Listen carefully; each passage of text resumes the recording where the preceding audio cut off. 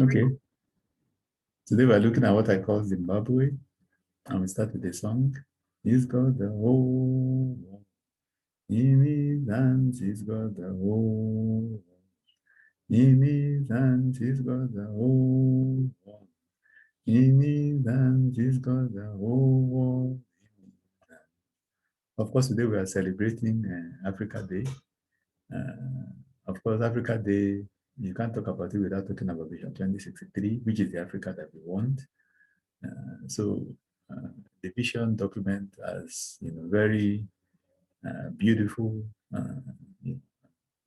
kind of things that Africa is supposed to be able to achieve. Of course, part of what we found is the free trade area, where there's free movement of goods and services. Instead of this alignment with the former colonial leaders. Of course, I cannot talk about this and not talk about the fact that in the past,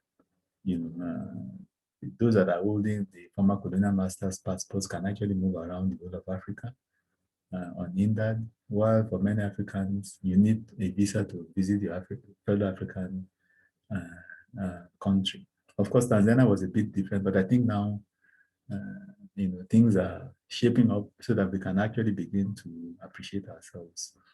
But where I'm actually going is I had a dream about Zimbabwe, which I want to talk about. And that's why I titled the podcast Zimbabwe.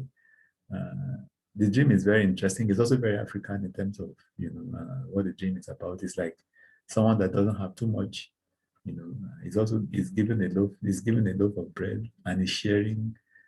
He's Zimbabwean and sharing with his Zimbabwean brothers. And I thought that was very good because this is Boto, this is communalism, this is Umoja, and what reminds me, I do not know, I don't know the full implication of the dream.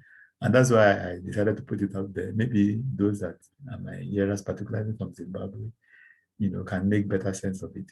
But as I was thinking about this, what came to my mind is Ecclesiastes chapter 11, verse 1.